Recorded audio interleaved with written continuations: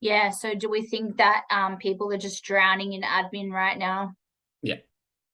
Yeah, and it's taking away from the focus being on what it should be, which is the people. All right. So if we look at that problem, how long do we think directors are spending on admin per week? Like if we were to break it down, so how long does it take you to do Well, you can go through it bit by bit. So you've got your inquiries, what you're following up on every single week. You've yeah, got your philosophy reviews. You've got your medical condition reviews. You need to your keep on top policies of and procedures. policies and procedures. You need to be Yeah. chasing families up for their immunization statements. Keeping track of their Like, qualifications. how do you want to be keeping record of all of your conversations and your meetings? Like, you want that for your evidence of your quality improvement. Like, how long is spent literally just sat in an office typing out a conversation what you've already had? You're pretty much doubling the time that you spent in the conversation away from the conversation doing boring admin stuff, which Yeah, and takes it's so time. funny because a lot of centers that I visit, they're pretty much their response to me is, we need a full-time admin person just Yeah, to document all of this stuff. yeah, but a full-time admin person is a lot. It's a lot. Yeah, and especially for smaller centers, bigger centers, like, Mm, and then it's a time, and I think time is one of those commodities. It's a gift that you can't get back, and because we're spending so much time with our teams at the moment, it's like we don't even have 1 minute to spare mm. to be able to then train somebody up to be able to do it. And if you're getting somebody in for admin, then who are you going to get? Are you going to get somebody who's not early childhood qualified and who is good at admin, or are you going to get someone who is early childhood qualified who can then jump on the floor if need be? And if they can jump on the floor, how often are they jumping on the floor? Oh, and it always happens, doesn't it? Yeah, And especially like whether it's the chef, whether it's the admin yeah. person, that you end up just pulling them back So in. if you've got someone who can jump on the floor, they're going on the floor all the time. If you've got Yeah, someone who can't jump on the floor, then they're not early childhood based. Then yeah, they don't know the ins and outs of early childhood. They haven't lived and breathed early childhood for a long time. Like, it's hard to get someone who knows their way around admin, is able to fully commit to admin, but knows early childhood inside out too. yeah, 100%. And I think also ensuring that the center is still performing to the highest quality, that you've got all of that documentation there to Yeah. prove your practice. Yeah, like if you have an admin who isn't early childhood focused, that's going to be adding more work because they'll be back and forth between knowing what needs to be done. You just need someone who you can give it to, give that role to, and know it's going to get done. Yeah, absolutely. So you sort of need a right hand, someone who can come in and do it for you. Wouldn't that be nice? And I used to say about my right hand, what would I do without them? Yeah, Beautiful. So, what sort of solution do you think that we can offer services? How can we help them? we can do it. We can Do take it for them? we can take all of that. We can take all of that dark cloud in the back of your mind, which is constantly there, that constant reminder of the stuff you've got on your plate. We can take it and we can know exactly what to do with it and what needs to be done with it, in line with everything to do with early childhood, because we've been doing it for 30 years between us. Like, Yeah, we live and breathe.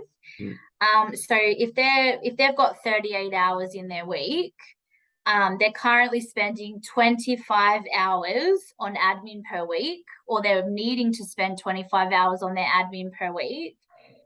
Of those 25 hours, what can we do? Like, how can we reduce it? well, we could get it down to 20 hours. We could save them 20 hours a week. So the director who used to have that 25 hours of admin time, we could get it down to five or so. 5 hours Five per week. hours. So then we can't get rid of it all, unfortunately. That you still need to send us a little bit here and there, but we could get it down to 5 hours. 5 hours per week. Mm, What a dream. mm. And that's So time to be spent on the stuff what directors love and they're good at, like people and checking in on the actual people within the center and improving quality and improving practice, not having to bother with all of this stuff. yeah. But this stuff's also like, why do you think this stuff's important?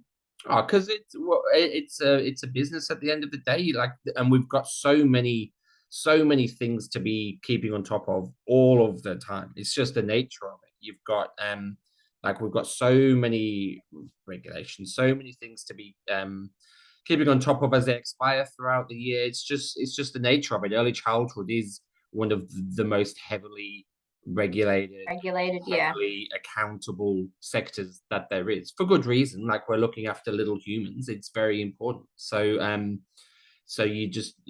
it would be a dream to be able to know that that's getting done effectively and exceptionally, Yeah. without having to stress about the logistics and all of the rigmarole behind actually getting it done. Yeah, so we could become part of their team, Mm. and do it for them, do all the admin for them. Well, I think that's a special thing as well, is being a part of the team. Like, it's not like there'd be some faceless like software happening or something like that. Like, it's being done by people who know it and who get it and who understand what needs to be And done. yeah, and you can literally pick up the phone and call Yeah. or send an email Yeah. anytime. Yeah. I'm excited. I'm really excited about this. I think that it's going to be, we talk about what needs to change in the sector.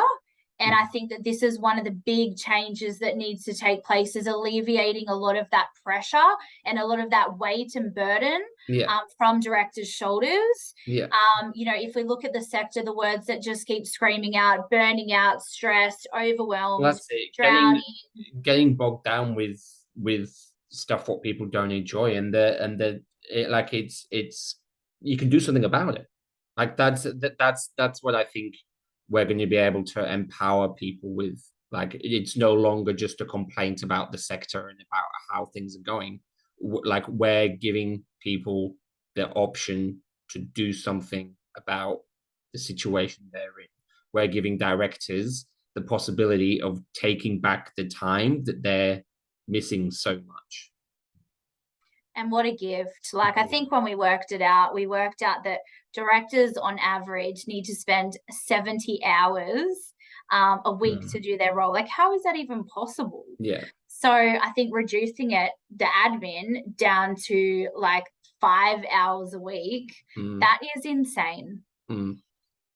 So how many that means that will give them back over 20 hours per week. Yeah. That's great. And I think, we talk about all the time that, life should come before work, but we need to work and we're passionate about what we do. But it's really important to have that balance between work and life. And with that 70 hours of responsibilities that's due every week, like, how is that even possible? Yeah. So if you're a director and you're sitting there thinking, how is it even possible for me to have a life outside of work because I have all these responsibilities? We want to let you know that there is an option out there for someone to come in to support you and be part of your team to help you alleviate and take away all of that admin and get you back to what you love doing the most.